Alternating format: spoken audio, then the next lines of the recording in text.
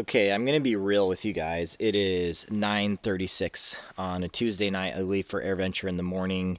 You've been following along with my major engine issues on 2-3 uniform, which is kind of the backbone of this channel, our airplane, the Cessna 172, and our flight school and all the Alaska adventures we get to do. And last video I went through with you guys, shared with you the options for the engine and what we could potentially do to get this thing back in the air. Of course, there's such an emotional story behind that, which I'll share here in a few minutes. And then here in a little bit, I'll also share with you some progress that has been made along those lines.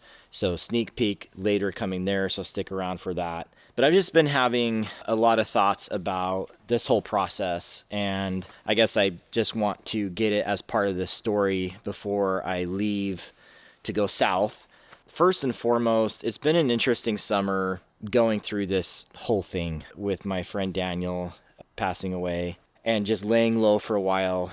Of course, at the same time, and you guys would have seen this in the other video, at the same time having to deal with the airplane and it not flying and me having a very irregular summer here in Alaska. Now, the drawback is it is a beautiful summer. It has been one of the best summers I can remember.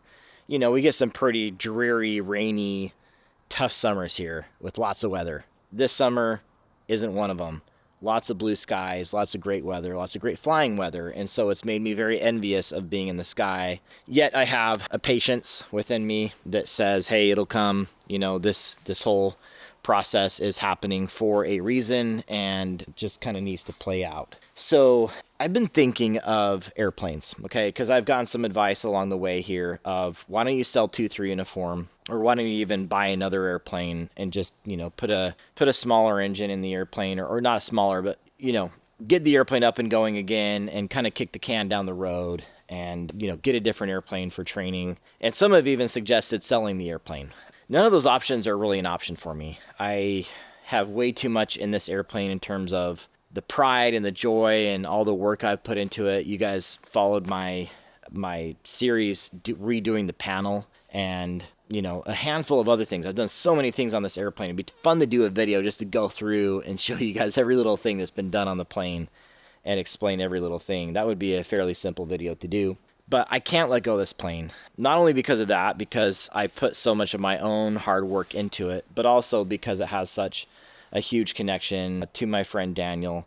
And even without what's happened with him in that process, which has made me even more resolute in never letting go of the plane, I've just put way too much into it. So along those lines, I can't let go of it. I put too much into it. So that's just not going to happen, okay?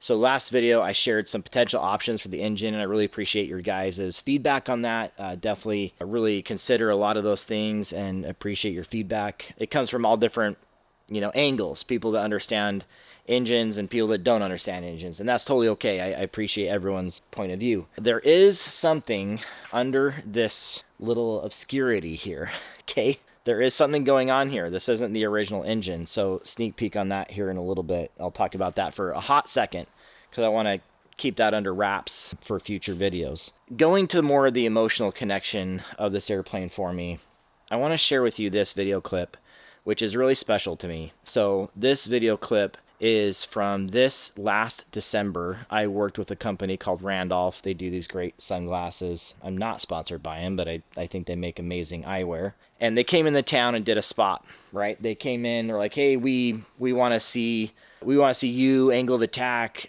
show us Alaska in the wintertime. And I said, that's awesome, that's all well and good, but you really need to go and you need to hang out with my friend Daniel because he's the real deal. He's a bush pilot. So go and be with him. So they sat here in the hangar, here on the other side of the airplane, and they did this long interview. It was about a half hour long, and Daniel sat there. And I was actually sitting right over here at my desk, listening to the whole thing, just being quiet. And near the end of his interview, or at the end of the interview, everything kind of went quiet. It was clear that things were wrapping up. And I asked Daniel a question, and this is the question I asked him.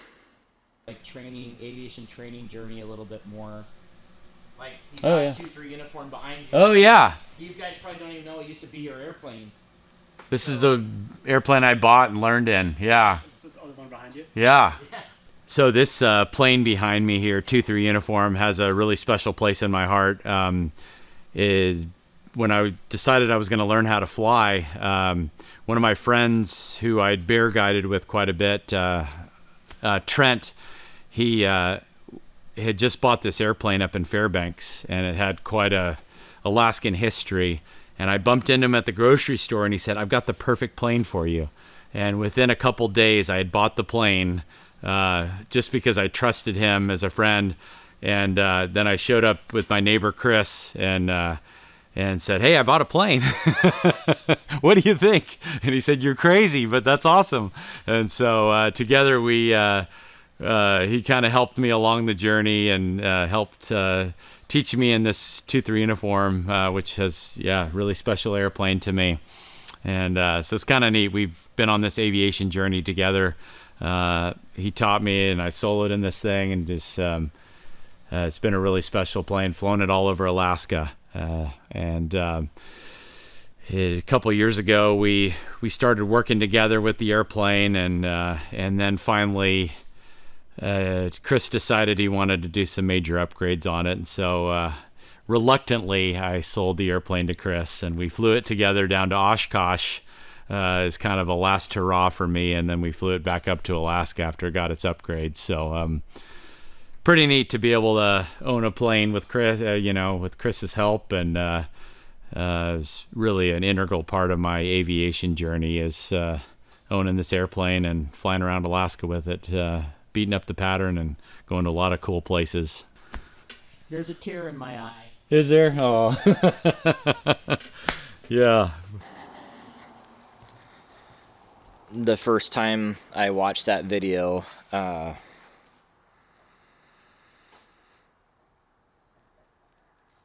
it was rough, to say the least.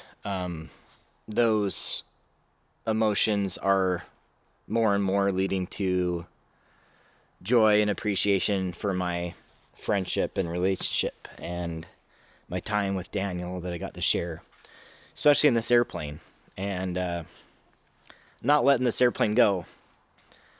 It's special. Put a lot of work into it.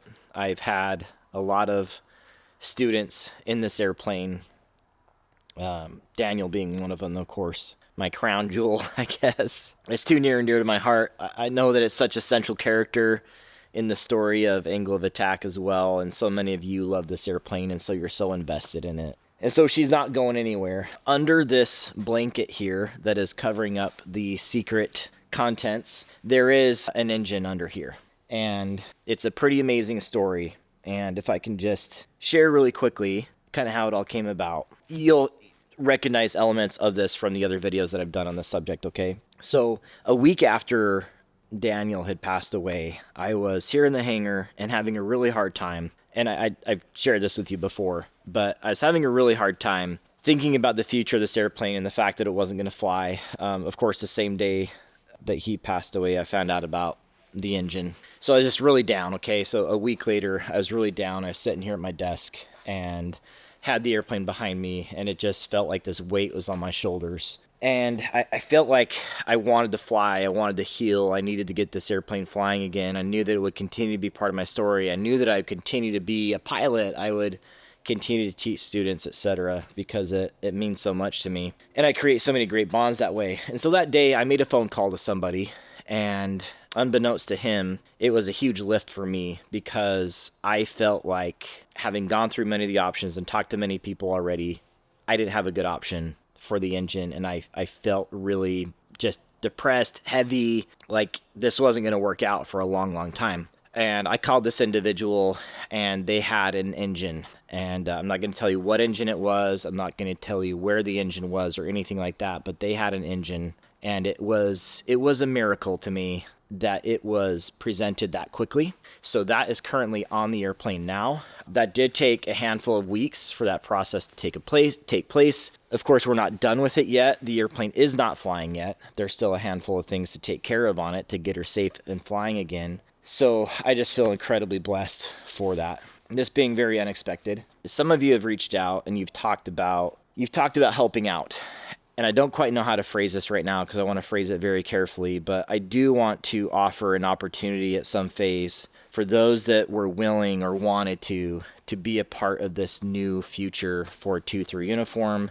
I don't know what that looks like exactly. I have some idea, but I want to present that in a very careful way to help Angle of Attack 2-3 uniform get back in the air, the adventures to continue, the videos to continue. I know so many of you people really changed my heart and my mind about that because you reached out so genuinely and really wanted to be a part of that. So there will be something about that in the future. So I just want to thank you guys for being excited and involved and part of this process. I will be very excited to see you in Oshkosh this week and talk about it. I'm happy to talk about things in person. I may even show you and tell you what's going to happen with 2-3 Uniform's engine.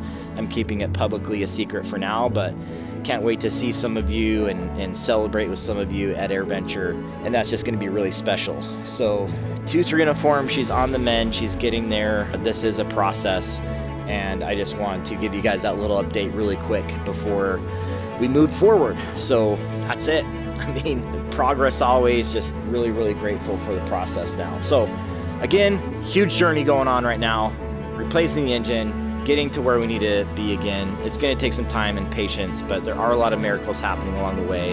It's a bummer I don't get to fly. Look, here it's almost 10 p.m. and someone is taxiing in right now. So jealous. Just a beautiful summer. But I'm taking everything in stride and it's all gonna work out. So thank you, can't wait to see you guys soon. Thanks for being here. Make sure to subscribe to the channel, make sure to like this video, all the things, to make sure that you stick around for the future unveiling of what is underneath here and the future of 2-3 Uniform. So that's it for now. Fly safe, and until next time, throttle on.